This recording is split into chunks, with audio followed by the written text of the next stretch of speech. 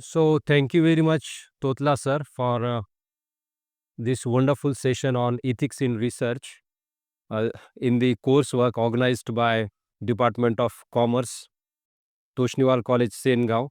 And the session is given to me, and I am going to talk on ethics in research. There are certain kind of things that we are going to discuss in this session. So, this session will cover a few important topics in the research. Since this is a coursework, hence ethics are an important part of this coursework. So, the agenda that I have set for this lecture covers some general topics like first we'll talk about introduction, then we'll go through the core principles of research and ethics, why ethics are important in research, then we'll discuss some of the key issues in the research while discussing about the ethics in research, then what is informed consent, because consent is very important in any research, and that part also we'll going to cover. Then we'll think about the review process oversight, then we'll think about consequences, promoting ethical research, global and cultural considerations, examples and ethical research, and some of the questions if the audience have will take. So let's start with the introduction. Here the very first thing that we need to consider is of research and ethics. These two terms are very important in conducting any research. Why? Because we find that without ethics, our research will not be accepted, and it will not create the effect that we wanted to create in the field of research. So, what is then ethics, and why we should consider the ethics in research? So, here is a very simple principle of this ethics in research, that research ethics refers to the moral principles, guidelines, and standards that govern the conduct of research. It ensures that research is conducted responsibly with respect for participants, society, and the environment. So, a lot of things are covered here in this definition. It is nothing but, so what are the ethics? Ethics are nothing but code of conduct or the moral principles or some kind of guidelines that we need to follow, or some kind of standards that are set by universities or some kind of institutions in the field of academia. So these are completely related to the academia, and we follow it in research. So these are the set of principles, nothing more than that, and we need to follow while conducting the research. So why we should follow ethics? What is the importance of ethics in any research? When we think about ethics and research in the same line, ethical research builds public trust, ensures the credibility of findings, and protects the rights and dignity of all stakeholders involved. So this is very important. Why it is important? Because it builds public trust. Why we do conduct research? So there are different types of objectives behind conducting any kind of research, but the major stake in research is to build trust among public or among the fraternity where we are working. For example, we are working in academia, we are working in education. So there our research must build a kind of trust, and it should ensure the credibility and validity. So those researchers are valid or they prove credible when we follow these ethics in research. There are some core principles of research. The very first core principle of research ethics is integrity, and integrity must be followed while conducting research. So what is mean by integrity? Integrity is nothing but the researchers must be honest, transparent, and accountable in all aspects of their work. This includes data collection, analysis, and reporting. So integrity refers to the honesty or transparency, accountability in research. For example, when we are conducting a survey or when we are collecting data from different types of participants, or on whom we are conducting research, then we need to be accountable. We should consider them, and we should be transparent. We should take their consent, and without consent we should not go ahead, or we should not collect data from the participants. So this integrity is very important. Our honesty in doing research, our transparency and accountability must be followed while conducting research. So this refers to the integrity, how we are integrate to these kind of things in research gives our research a validity and credibility. The second core principle of ethical research is a respect for persons, because it is not possible to conduct research without persons. There are persons involved in research. There are different kinds of research. Generally, we find that there are qualitative, quantitative research, action research, and there are a lot of kinds of research. And in all these researches, we find that the persons or people are involved. And when we think about these people and involvement of the persons in particular kind of research, we must respect them. Respect in the sense that we should provide them autonomy, privacy, and dignity, so that we should conduct a very valid and credible research. Why autonomy, privacy, and dignity is important? First, we need to take consent of all the participants when we collect data or when we go for any survey, and we should ensure them that the privacy of all these stakeholders must be maintained. Without privacy, we cannot do anything. For example, if we are collecting data from certain kind of participants or certain kind of people, we must ensure them that your data is only so there is a kind of disclaimer when we form or when we prepare a questionnaire. We tell them or we make a disclaimer that this data is used only for research and not any other purpose. So that kind of ensurement must be provided to the participants or persons those who are involved in the research. So their privacy also is important. Why? Because when we collect data, they provide us various kinds of information. For example, we take information about their family backgrounds in certain researchers, about themselves, their individual information. And at that time, we should ensure them that this information is used only for research and not for any other kind of things. So then only the persons or participants will provide us the data that we require. Then we also maintain their dignity when we go to participants or conduct surveys there, and we should meet them with respect, all those people from whom we are collecting data. So this is the second core principle of research ethics, that respect for persons. The next core principle here we have beneficence. So beneficence is nothing but the benefits or outcomes of that particular research, to whom this research is benefiting, or what kind of benefits are there in this research. So it should maximize these benefits and minimize harm to participants and society. This is a very simple principle, benefit, the principle of beneficence. What is there in this principle?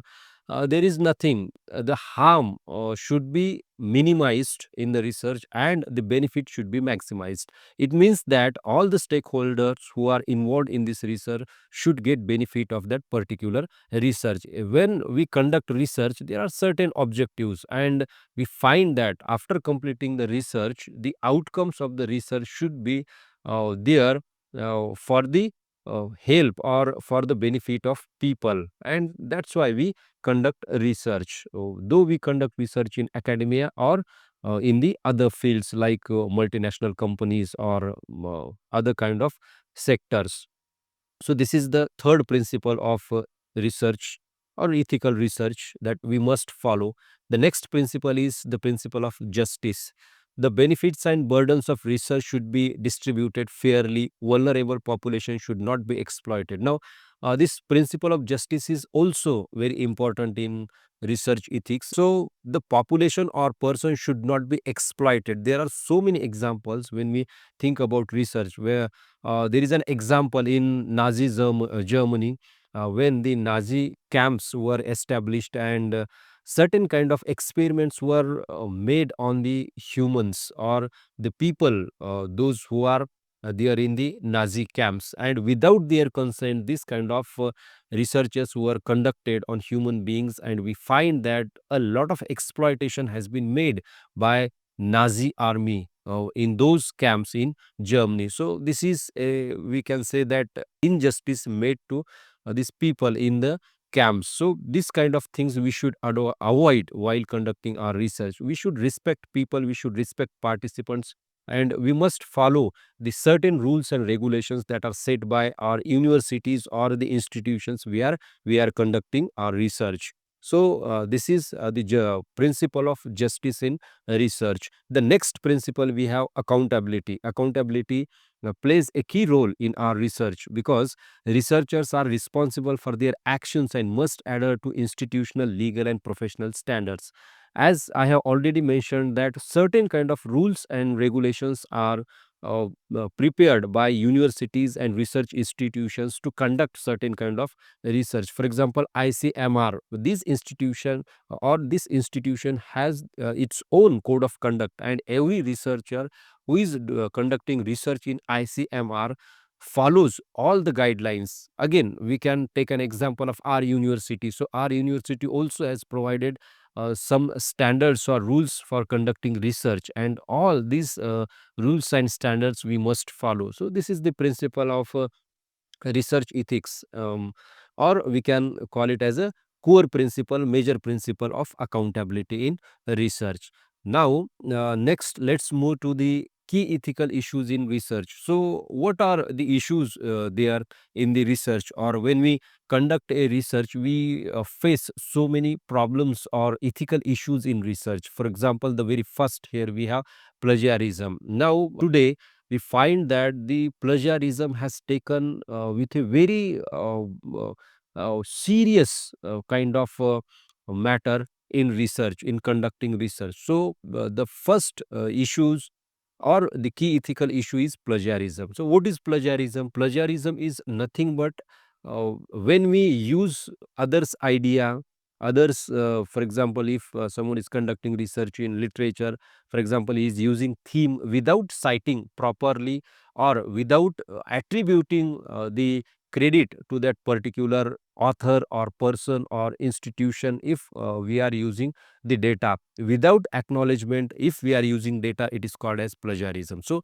plagiarism has severe consequences. There are so many examples in which we find that plagiarism has severe consequences.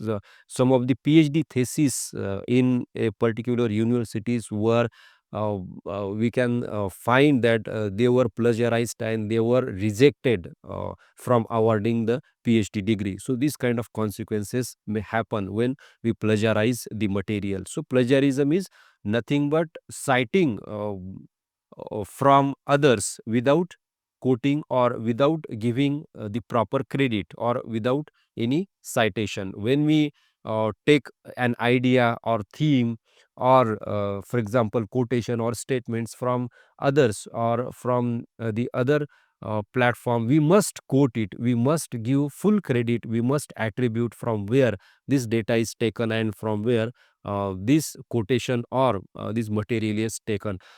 If you are using an idea also, you need to provide proper citation for that idea. And we have different types of citation formats, like MLA citation, then we have APA citation.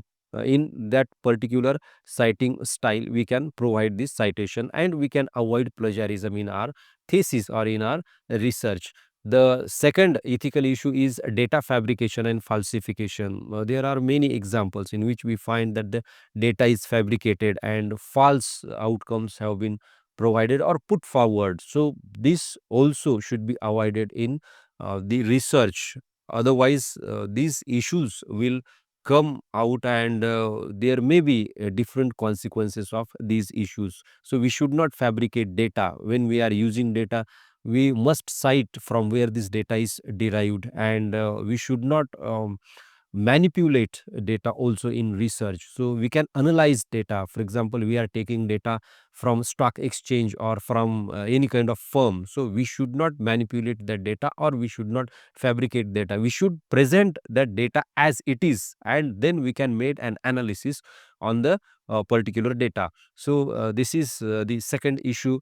Then next issue is conflicts of interest. So there is an example. So all the examples we are discussing in the next slides.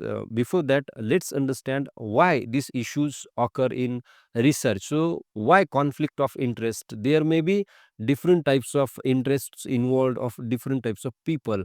And sometimes this happens when you go to a certain firm or a certain the survey. There you find that people do not provide information, or you do not get what you expect from them. So at that time, these conflicts of interest may occur, and this may become a hurdle in research, and it is also an important ethical issue in the research.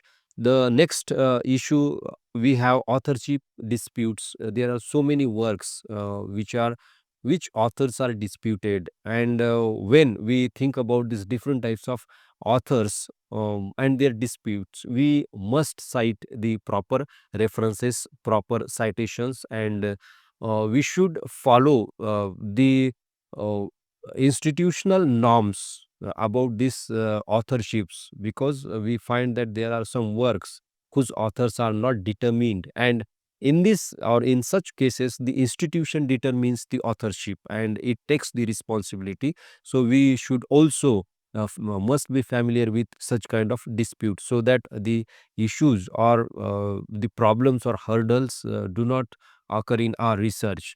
The next issue is animal and human subject research. So uh, there are so many examples we find that on which we make experiments on animals, or we have human subjects in our research. At that time, we also follow the norms given by government or these NGOs, or NGOs like PETA we have, and they have certain kind of uh, norms provided for the research on animals. So at that time, we must follow all those norms, and we should conduct a fair research, a transparent and accountable research. So these are some of the key issues in research. I hope you got the idea of these key issues. Is there any problem till this slide? If you have, you can ask. Otherwise, we'll move. APA and MLA citation, how to give this kind of citation? Okay.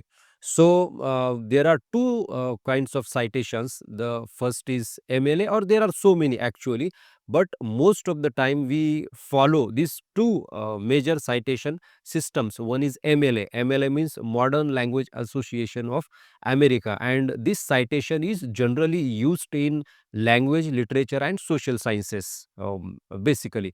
And APA style of citation is developed by American Psychological Association, and this is one of the most popular citation format or citation style, which is used in science, commerce and management, and other fields. There is a little difference between these two citation styles. The date of publication is taken after the author in APA style, and the date of publication is taken at the end of the complete reference in the MLA style. So this is the basic difference between these two citation styles. And in commerce and management, generally we use APA citation style, where we first give the author, then the surname of author, then name of author, then we provide the date of publication in bracket, then the title of the work, then we provide the publication. I think Dr. Goresar will elaborate on both these styles, APA and MLA style, how to provide references, how to cite journals, how to cite books, how to cite other material if you are using, how to cite online material also. So that will be covered in the next session, I think. So yesterday we discussed about this ethics or referencing styles. So you have a full lecture on the same. It's okay? Yes, sir. Yes, sir. Okay. So the next part here, we have informed consent. It is very important in conducting research, basically, or we can say that we must follow this informed consent, the rule or principle of informed consent. So participants must be fully informed about the purpose, procedures, risks and benefits of the research before agreeing to participate.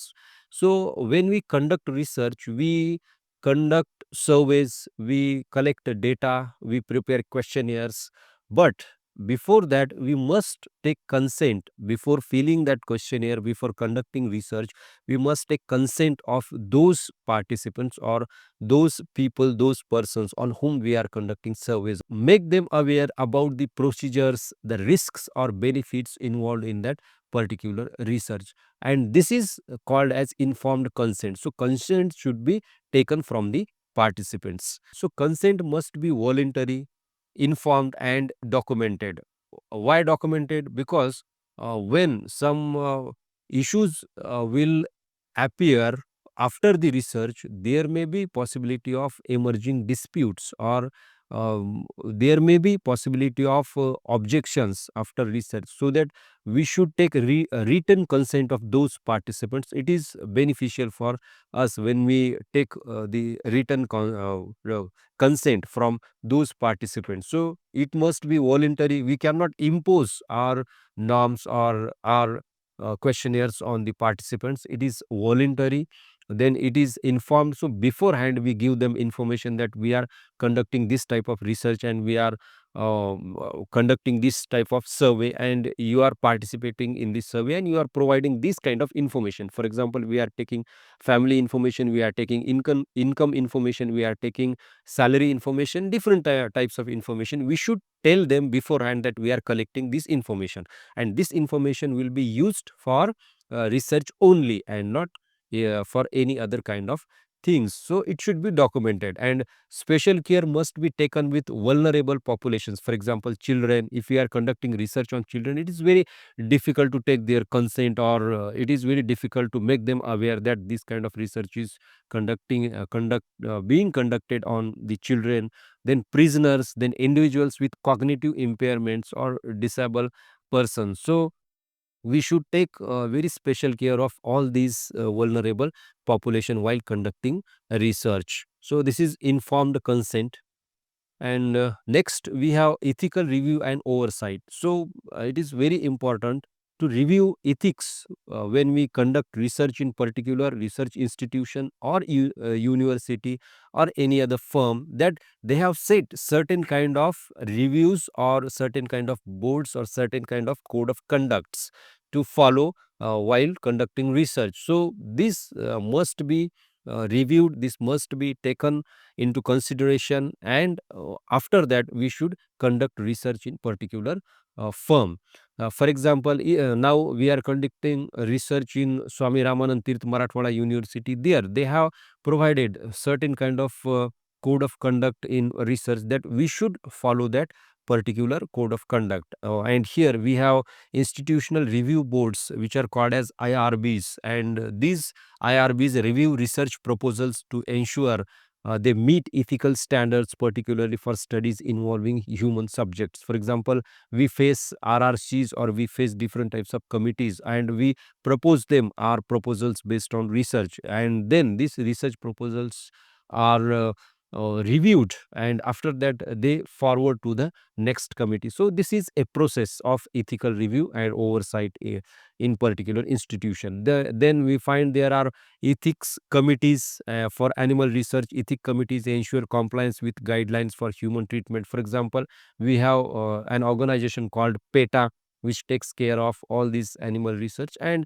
they have provided certain kind of code of conduct while conducting research on animals. So we also consider these ethics committees if we are conducting some special kind of research in some special kind of areas. There we find these ethics committees and IRBs. For example, we have ICMR or medical research. There are we find these review boards very important, and they suggest us how to conduct research. So we should follow all these things. Then we have compliance. So researchers must adhere to institutional, national and international ethical guidelines. So guidelines are provided by different types of institutions, nationally and internationally, on the level of university, on the level of institutions. And a researcher who is conducting research must follow all these ethical guidelines, and we should be compliant with all these institutional, national and international ethical guidelines. So this is ethical review and oversight. Now some of the consequences of ethical violations. the very first consequence, if we violate ethics in our research, or what are the consequences? The very first consequence here we have loss of credibility. Whatever kind of research we are conducting, if we are not following these ethics or rules and regulations, we find that there is a heavy loss of credibility of our research. So research will not be considered as a credible or valid research if we are not following the ethics in our research. Then there may be some legal repercussions. For example, if we are violating all these rules, for example, if we are plagiarizing, so there are so many laws for plagiarism, face the consequences of plagiarism, and there may be revocation of the degree awarded, there may be revocation of the thesis, or the rejection of thesis and the research that we have conducted. So we should avoid plagiarism and the legal kind of things while considering the population, or considering the questionnaires we are filling from the population. So we face legal repercussions when we violate these ethics, and we should consider these legal repercussions. There may be in the form of again money, or in the form of other kind of punishments we find when we break the code of conduct in research. The next consequence here we have retraction of publications. So it is a very common in academia when we plagiarize, or when someone takes data without citing, the retractions of publications happen. In 2017, actually this example is cited next, how in 2017 so many papers were rejected from publication, and how they were retracted by various institutions who work in the field of research. So harm to participants. So this may be another consequence of the violation of ethics in research. So I have cited example of the camps that were set in Germany during Nazi regime. So they may harm to the participants, and there may be severe consequences of the violation of ethics in research. Now, uh, how then we can promote ethical research practices? So here are a few important points through which we can promote ethical research or ethical research practices. For example, very first point here we have education and training. It is very important to educate all the researchers. Now this coursework is being conducted, and participants are participated in this coursework, and this coursework is nothing but educating the participants or researchers about various topics in the research, or various areas in the research. So education and training is important while conducting ethical research. Institutions should provide training on research ethics to students and researchers, so that the researchers can understand how to conduct research, and how to maintain a proper line while conducting research, and while taking the people into consideration for research. So educating and training is important, or it is one of the ethical research practice in the research or in academia. The second thing is transparency. So researchers should openly share their methods, data, and findings to promote reproducibility. So transparency is very important when we take data, or when we collect data from others. There should be transparency, and we should make them aware about why we are collecting data, what will be the use of this data, and how this data will be used in research. So this transparency is very important regarding methods, what kind of methods we are using, data and findings, and how we are promoting this research, and what will be the benefits of the research. So all these things must be transparently disclosed by the researcher. Then we have next research practice, mentorship. Mentorship is an important practice in promoting ethical research practices. Senior researchers should model ethical behavior and guide junior researchers. Now, in big institutions who conduct research on various topics, they have a lot of researchers in their institutions, and the senior researchers must set some kind of examples for junior researchers, that how they should conduct research and how they should follow now norms. So this is a kind of mentorship program run in different types of institutions worldwide.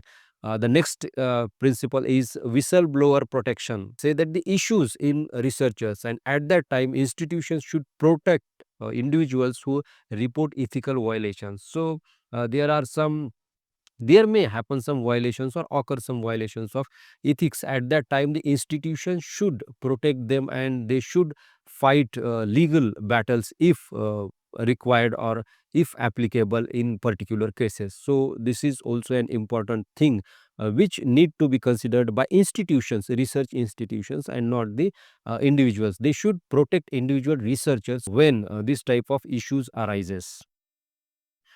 Next, here we have global and cultural considerations. When we conduct research, it has a lot of effects on different types of fields, and at that time, we need to consider global and cultural considerations. So, research ethics may vary across cultures and countries.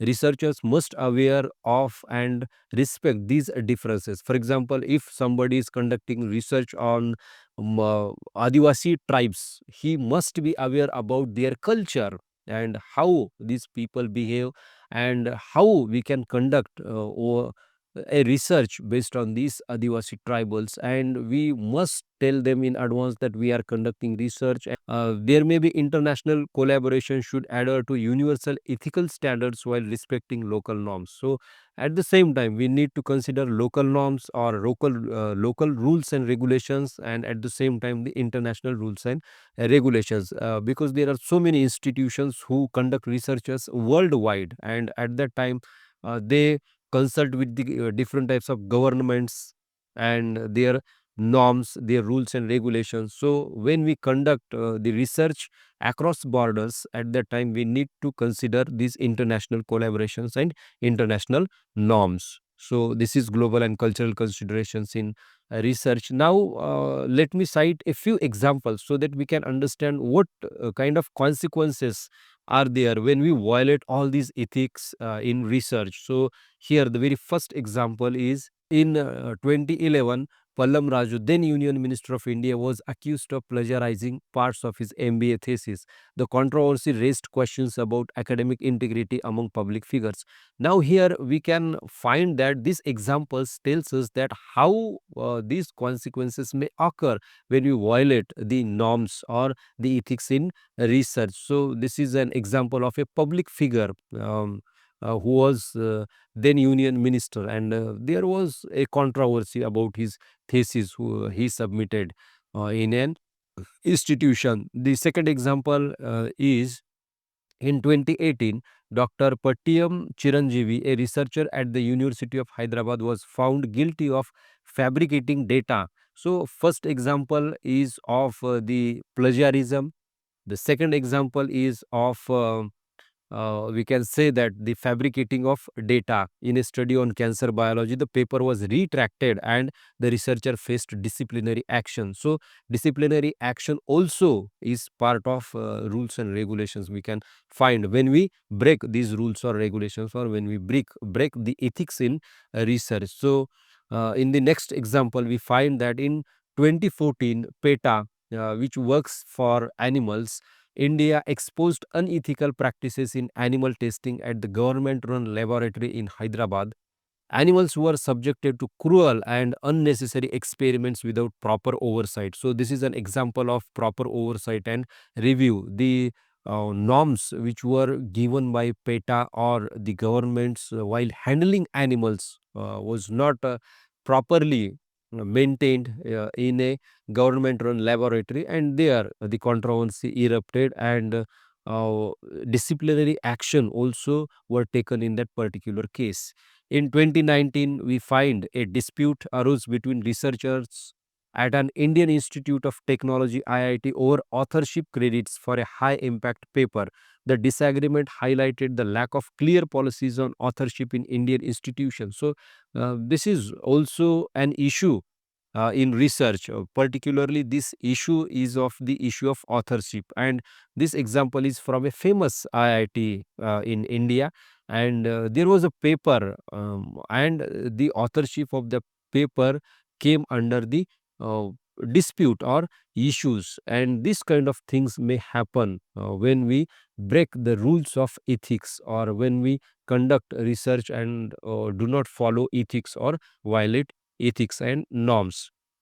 Next example, we have a study conducted in rural India on caste-based discrimination faced criticism for not adequately protecting the identities of participants. So now this is a very serious kind of research, and we can say that this is a very particular research. When we conduct research on a particular topic like caste, so we should ensure the participant that we are not disclosing your caste, or we are not disclosing your individual data, your individual information. And this has not been followed in that particular study, and we find that the researchers were accused of putting participant at risk of social backlash.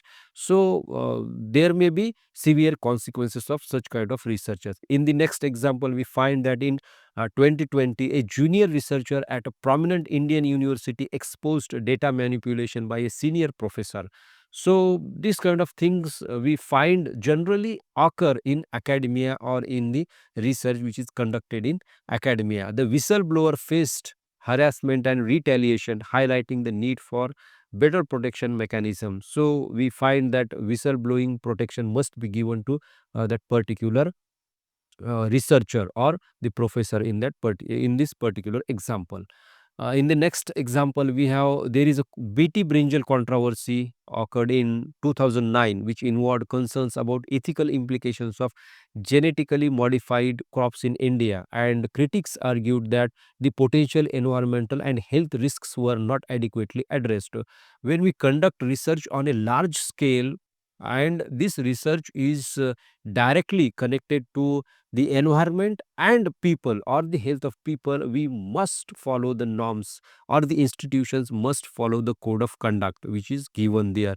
And this is an example, BT brinjal controversy. In 2017, in the next example, we find that several Indian researchers were found to have published papers in predatory journals that lacked proper peer review. This practice undermines the credibility of Indian research. We find that UGC, and after that in 2018, UGC has provided the care list, or the particular list of journals. And before that, we find these predatory journals emerged in the academia, and they have published so many papers, and these papers were used by different types of researchers. And after that, it has been uh, known to people that these papers were published in some kind of predatory journals, and the very center of these predatory journals were in Hyderabad. And we find Indian Express has made a series on that particular predatory journals. And then we came to know that how these papers were published there, and how the researchers were paid to these journals. And these journals do not had any peer review system, any kind of ethical systems in their journals to include papers or to select papers. And we find these consequences were happened in 2017. And after that, UGC provided the care list journals. So this is another example. Now, how then we can conduct ethical research? So there are certain kind of principles, or certain kind of things that we should follow in the research. And while doing research, we can conduct ethical research. So these are some of the principles. For example, in the first principle, understand and follow ethical guidelines. So first, we should visit the website or institutional platform where these ethics were provided, and we should follow these institutional or university ethical guidelines. In the second principle is respect participants rights. When we conduct research on mass scale, and we take a number of participants in our research, we must respect them, we should take their consent, and after that we should go to conduct research on the population. Next principle is ensure data integrity. So how we are using this data, and how we are transparent while conducting this research should be disclosed at the early stage of the research. Then avoid conflicts of interest. So how we can conduct ethical research? By avoiding conflicts of interest. This is also an important part of the research. Then acknowledge contributions. If the research has different types of contributions, we must acknowledge that contributions. For example, if university is funding a certain kind of research, we must acknowledge that funding. Or when we conduct research and we take funds, or we take help, technical help or monetary help, we must acknowledge all those things in the research. So this is an ethical practice in the research, acknowledging. Be transparent and accountable, this is also important. So researcher must be transparent, and he or she should be accountable for many things on whom he or she is conducting research. So accountability should be set there. The next principle is respect cultural and social context. We have seen an example that when we conduct research, we must acknowledge or we must respect the different cultures, for example tribal culture, or social contexts, caste based research in that particular context. The next principle is use animals humanly. So we should follow the rules and regulations given for handling animals if applicable. If we are conducting research on animals, we should consider animals humanly, and we should treat them in the same way or in that particular manner. So I think if we follow all these principles, we are conducting ethical research, and that's it. There is no any difficulty, I think, in conducting ethical research, and these are some of the important points in ethical research. Now, if you have any question, you can ask about this ethical research. We will discuss for some time, and then we will call it a day, or we will complete the session. Is there any question? No, sir. All the ideas are clear? Yes, sir. Yes, sir. Okay. So, thank you very much for providing me an opportunity to discuss ethics in research with the participants in this particular coursework. I thanks Dr. Totla sir. I thanks Dr. Agrawal sir and the Department of Commerce for inviting me here as a resource person. Thank you, one and all. Thank you, sir. Thank you very much, sir, for this wonderful session on the publication ethics. I am very much thankful to you on the behalf of Research Center in Commerce. Thank you very much.